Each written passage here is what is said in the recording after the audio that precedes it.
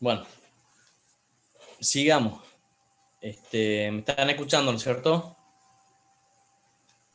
Sí, profe, Sí, se lo profe. escucho. Bueno, les decía que en este sistema podemos analizar distintas posibilidades. Podría ser, por ejemplo, que entre o salga trabajo, que entre o salga calor. En este caso, por eso, fíjense que hay distintas flechas y algunas les he puesto con trazo y otras llenas. Acá estamos analizando, vamos a suponer que está entrando calor.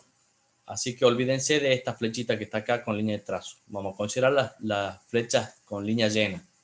Entonces, le damos calor a esto y me entrega un trabajo. O sea, fíjense, si yo caliento un gas, ese gas tiende a expandirse y la expansión esa, a una determinada presión, va a generar un trabajo. Entonces, analicemos el sistema. Bueno, básicamente hemos dicho que es cerrado, lo primero que analizamos, y estamos haciendo el caso particular de un sistema cerrado. Los límites, fíjense que son límites móviles. Acá va cambiando el volumen del sistema termodinámico, por lo tanto, acá tenemos un volumen inicial, acá tenemos un volumen final distinto. Entonces, decimos que tenemos límites móviles. Ya van a ver que eso tiene que ver también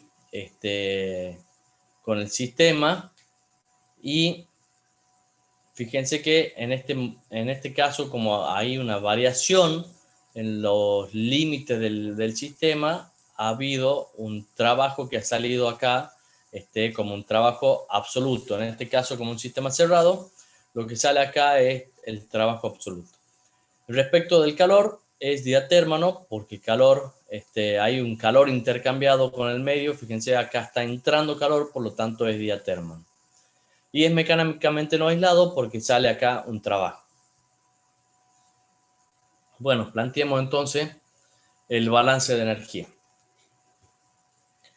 El balance de energía, como habíamos visto, era Profe, la energía. Sí, ¿el sistema este cerrado sería mecánicamente aislado si fuera de límites fijos o no? O sea, de paredes fijas. si es cerrado, si es un sistema cerrado y tiene límite fijo, sí, tendrías que no tendrías salida de trabajo, digamos. No se me ocurre un sistema que pueda tener trabajo si es cerrado con límites fijos, digamos. En general creo que sería mecánicamente aislado. O sea, que sea mecánicamente aislado no es porque los límites sean fijos, sino porque no sale trabajo, digamos. En este caso, como hay trabajo, es mecánicamente no aislado. ¿Se entiende? Sí, sí. Bueno, entonces decíamos que aplicar el primer principio es plantear lo que entra más lo que había igual a lo que sale más lo que queda. Entonces, lo que había al comienzo del sistema, energía al comienzo, más las energías que entran, sumatoria de la energía que entran, delta de Z, igual a la sumatoria de la energía que salen, más la energía que queda al final. Bueno, ¿qué energía hay al comienzo acá en el sistema?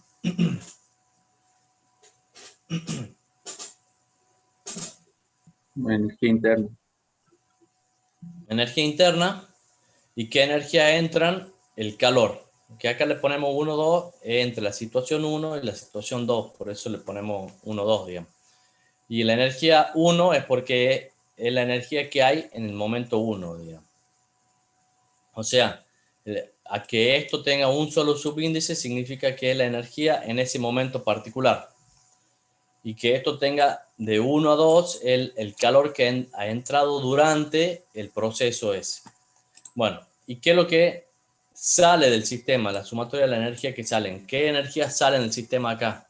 Hemos dicho que consideramos solo las flechas llenas, entonces tenemos el trabajo 1, 2. Hemos dicho que era el trabajo absoluto, porque era un sistema cerrado que se está expandiendo. ¿Y qué energía queda en el sistema? La energía interna, U2. Profe, ¿y a qué se estaría refiriendo con la línea de trazo? Que vos podés tener un sistema en el cual analice también el trabajo que está entrando y el calor que está entrando. Entonces, supongamos que acá hemos analizado solamente el calor, pero también podría haber analizado que está entrando calor y que también lo estás comprimiendo el gas. Entonces, ahí no estaría esta flecha ni esta flecha en el caso final, y el émbolo no estaría ahí, sino estaría en otra posición, digamos. Si el trabajo le está entregando trabajo, significa que está achicando esto y al mismo tiempo está entregando calor, por lo tanto, esas dos energías se acumularían como energía interna acá. Entonces, el émbolo estaría más acá y lo que toda la energía va a pasar a ser energía interna. Entonces, para simplificar, para decir, bueno, analicemos una situación, hemos dicho, bueno, analicemos que entra calor y que sale trabajo, pero tranquilamente podríamos haber analizado otra situación, que entra trabajo y esto se calienta, podría haber sido también. Puede ser que esto sea adiabático, también podríamos haber considerado que este gas está a presión y acá no entra ni sale calor, que fuese adiabático. Entonces, para poder avanzar, hemos elegido alguna situación. Bueno, en este caso hemos elegido que entra calor y que sale trabajo. Bien, Bueno, volviendo profe, aquí, gracias. no hay por qué. Volviendo a la ecuación, ya acá tenemos reemplazadas las energías particulares para este sistema. Y habíamos dicho que también la podemos expresar como energía por unidad de cantidad de materia en términos de una variable específica, ¿no? Entonces, fíjense que referido a la cantidad de materia va a ser m por u1 más m por el calor Q12, en este caso está puesto como calor unitario, igual a m por el trabajo absoluto 1,2 específico y m por U2 específica, energía interna específica. Entonces de acá nosotros podemos despejar la incógnita que necesitamos calcular y la calculamos. Fíjense que las energías internas van a depender de los estados. Yo acá tendré una presión y una temperatura, entonces lo podré conocer, por ejemplo, de una tabla de vapor, por ejemplo. Bien, si nos quedamos con esta ecuación, podemos acá simplificar los m. Fíjense, si simplificamos los m, me va a quedar 1 más Q12 igual al trabajo más U2, que es lo que tenemos aquí. Entonces, en la expresión anterior hemos simplificado m y nos queda esto. Si despejamos, por ejemplo, Q, supongamos que la incógnita sea Q, nos va a quedar Q igual a la diferencia de energía interna más el trabajo. Pero ustedes conocían el trabajo que hemos visto recién, que es la integral de P por dB. Entonces, fíjense que nosotros podríamos diferenciar esta ecuación.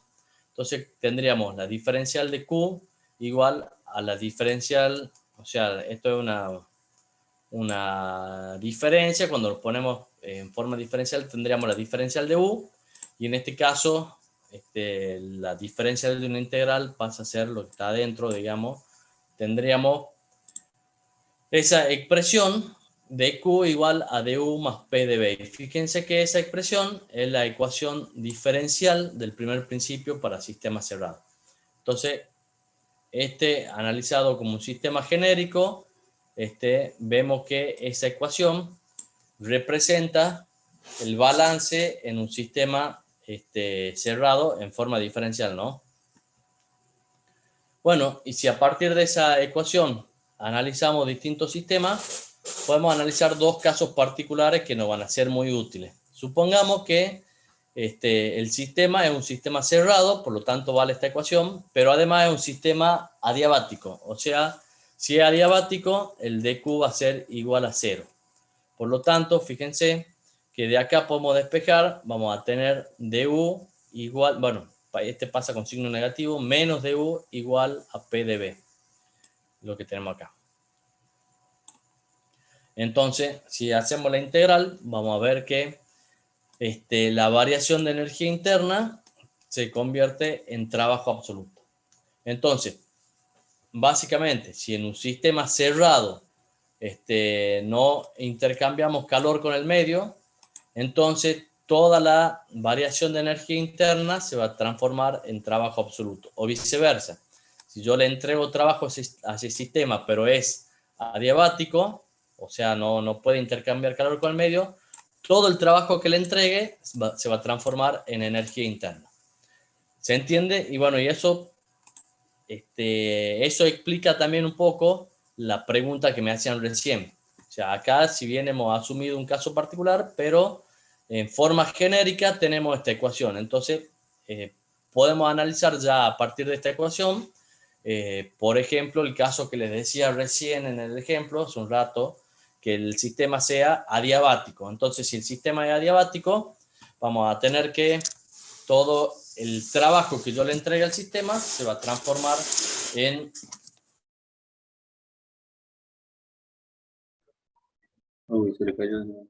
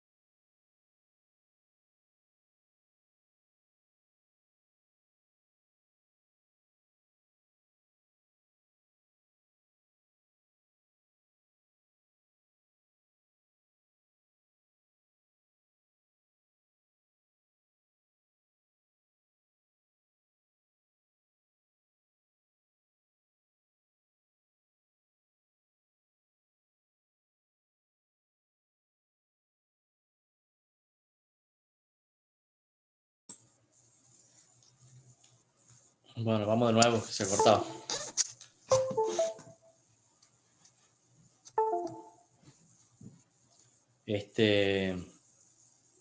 Bueno, ¿han escuchado el primer ejemplo? Si el sistema es adiabático, ¿ese lo han escuchado completo? Sí, sí. Bueno, le decía el otro caso, suponiendo que el sistema es a volumen constante. Si el sistema es a volumen constante, o sea, si tiene los límites fijos, entonces fíjense que en esta ecuación, el dB, ¿cuánto vale? Si es a volumen constante. 0. Entonces se elimina este término. Entonces en ese caso me queda dQ igual a du. ¿Estamos? Nos queda esa parte. Esto se hace cero si el sistema es a volumen constante. Entonces, en ese caso que tenemos un sistema cerrado a volumen constante, fíjense que el calor que yo le dé al sistema se va a transformar en energía interna. Y de hecho, al revés también. Si el sistema pierde calor, entonces va a perder energía interna. O sea, el calor que salga del sistema va a ser a costa de la energía interna del sistema. Y fíjense que nosotros hemos definido la energía interna como la energía que tiene el estado de la materia, o sea, la energía que tiene la materia por su estado, digamos, o sea, es la energía intrínseca de la materia.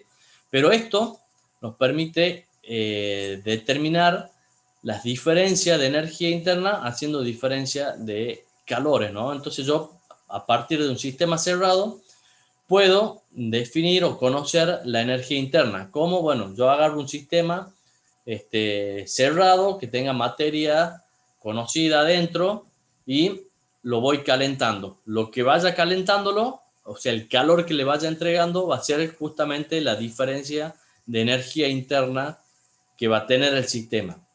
Entonces vemos cómo esto podemos usarlo para redefinir la energía interna. Entonces de ahora en adelante para nosotros, a partir de esto, vamos a decir que la energía interna es el calor cedido en un sistema a proceso constante, en un sistema a volumen constante.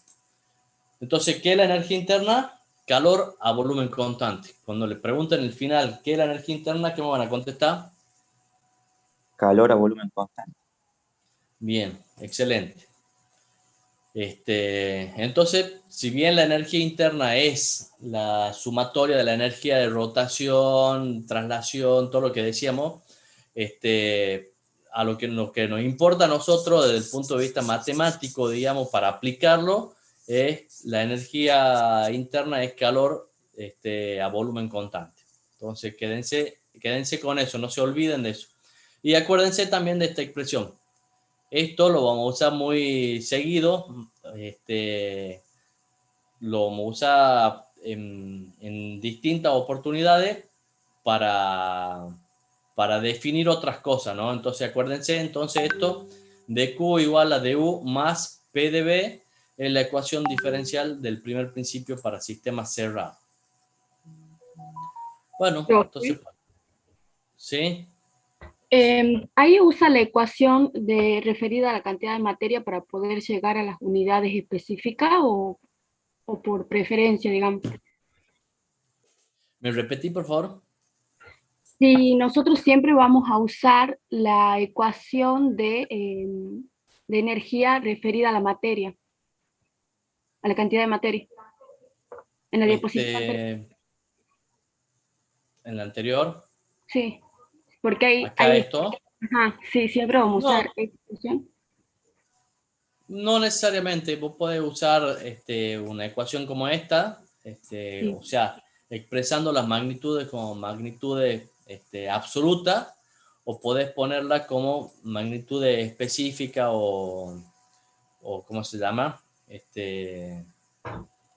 O intensiva. Estas serían todas extensiva y esta intensiva de alguna manera. Vos podés expresarlo como mejor te convenga en el momento, digamos.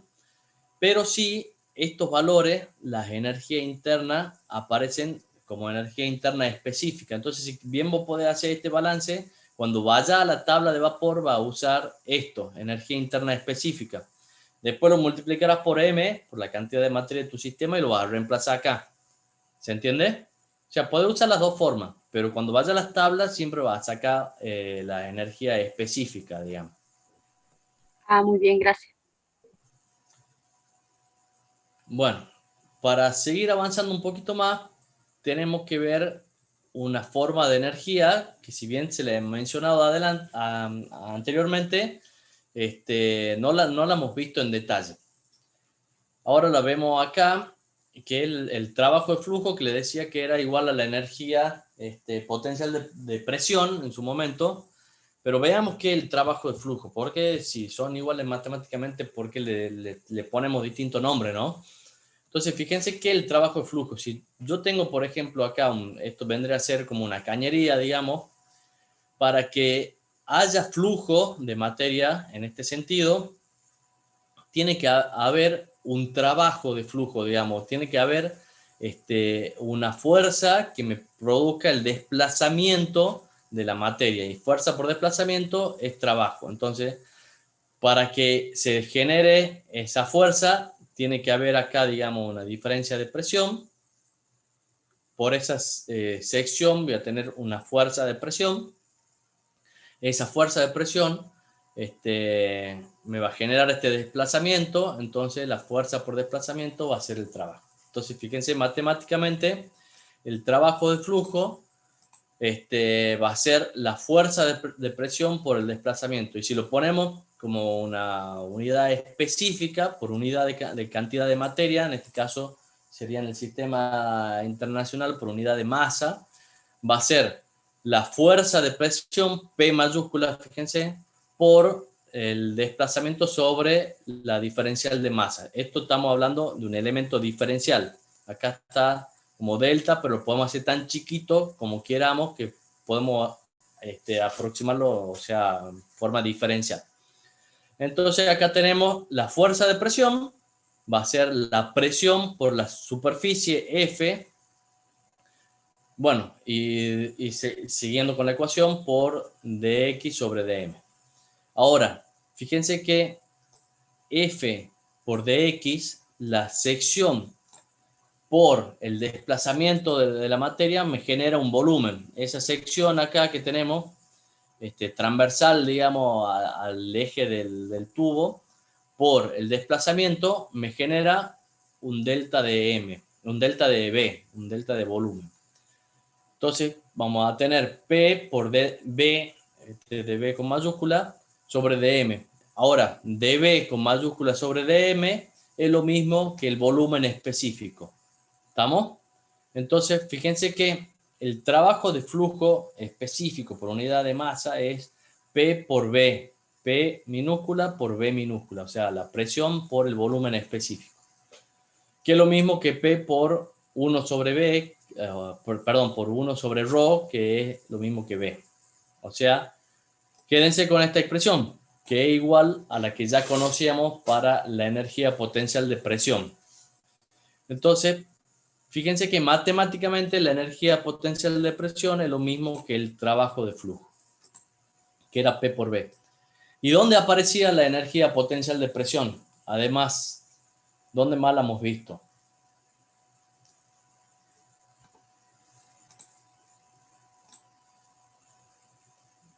¿Se acuerdan dónde más hemos visto la energía potencial de presión? En la definición de una de las formas de energía. ¿Se acuerdan algo? ¿Cuál definición de energía era la suma de dos energías? Energía interna. La Alpía, mecánica. profe. Entalpía, perdón. La entalpía, exactamente. La entalpía es la suma de la energía interna más la energía potencial de presión, que era esto que está acá, P por B. Entonces, ténganlo presente a eso. La entalpía era la suma de la energía interna más P por B. Bueno, y ahora que ya hemos definido esta forma de energía, vamos a considerar un sistema abierto. Acuérdense que yo les he dicho que cada vez que consideramos un sistema, tenemos que considerar todas las formas de energía que hay. Entonces, acá hemos considerado un sistema Se escucha sin cerrado. audio. Bueno, hemos analizado las formas de energía. Ahora vamos a ir a analizar un sistema abierto. Sí, sí. No, le decía que se había cortado por un segundo el audio. Ah, ¿qué es lo que no me han escuchado?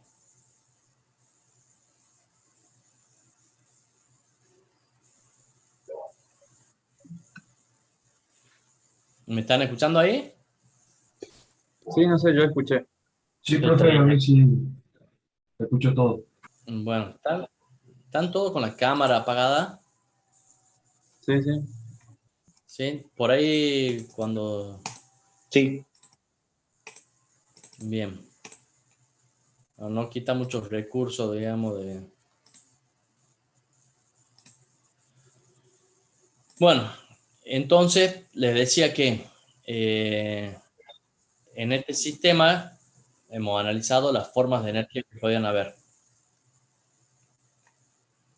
Vamos a analizar ahora un sistema abierto. Entonces, fíjense que ahora en un sistema abierto,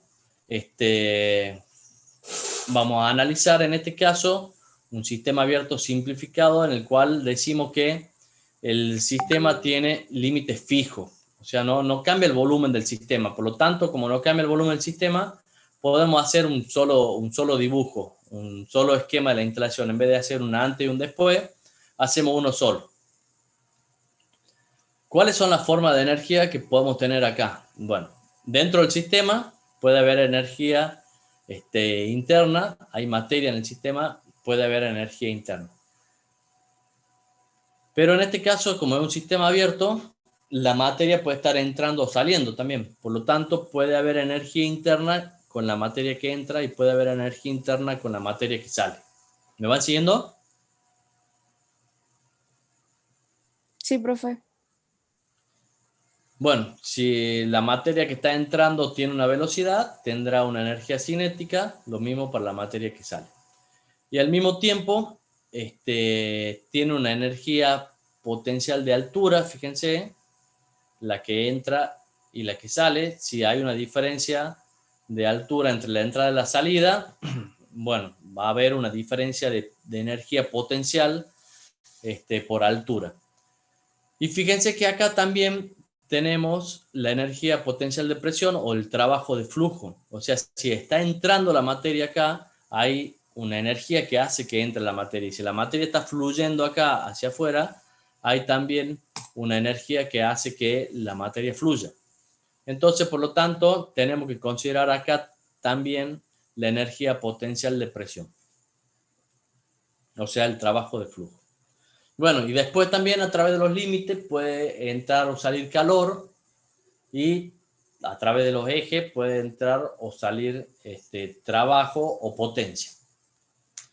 Bien, entonces hacemos el esquema, ponemos toda la forma de energía, los límites y analizamos. Bueno, este es un sistema abierto, entra o sale materia, o las dos cosas. Entonces es un sistema abierto. Los límites, hemos dicho, son fijos. Por lo tanto, acá vamos a hacer una simplificación y vamos a considerar un solo esquema. Hemos dicho que entra calor, en este caso, fíjense la flecha también para considerar un caso particular y poder seguir avanzando, vamos a suponer que está entrando calor, la flecha llena, ¿no? Entonces, por lo tanto, es diatérmano. Hay una entrada de calor al sistema.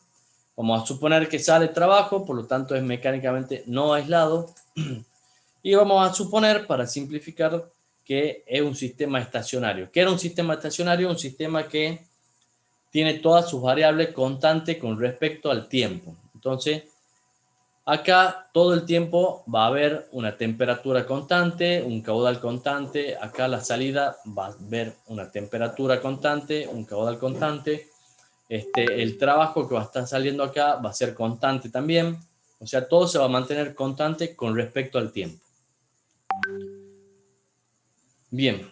Entonces ya hemos hecho el análisis del sistema, planteamos el balance. El balance era la energía que hay al comienzo en el sistema más la sumatoria de todas las energías que ingresan. Acá fíjense que pueden ingresar energía a través de los límites, pero también pueden ingresar energía con la cantidad de materia, no como en el sistema cerrado. Acá es un sistema abierto, por lo tanto puede entrar cantidad de materia y la cantidad de materia puede llevar energía interna.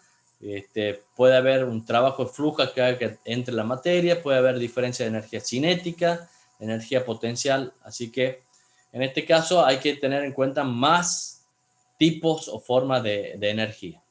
Entonces hacemos la energía que hay al comienzo más la que entran igual a la energía que quedan al final más la que salen. Acá también a través de los límites y de la materia. Entonces, bueno, veamos cuáles son las energías que hay al comienzo. Al comienzo tenemos M, la masa que hay al comienzo, por la energía interna al comienzo. Fíjense que el M, en este caso, como hemos dicho que es estacionario, se va a mantener constante, ¿no? Entonces esto va a ser M punto, un caudal másico, o sea, materia por unidad de tiempo. Como es estacionario, se tiene que mantener constante con respecto al tiempo, entonces la materia que entra tiene que ser igual a la materia que sale. Si la materia que entra es igual a la materia que sale, ¿hay diferencia en la materia dentro del sistema? ¿Va a variar la materia dentro del sistema? No, va a ser constante. No, entonces la materia al comienzo y la materia al final va a ser igual, digamos. Entonces no tendría mucho sentido considerar diferencias de materia ahí, digamos, porque sabemos que si es estacionario va a ser lo mismo. Entonces fíjense que vamos a sacar M como factor común y vamos a multiplicar por todas las formas de materia referida a la cantidad de materia. O sea, como energía específica o en el caso de calor como trabajo, como calor unitario. Entonces, la energía del sistema al comienzo va a ser la energía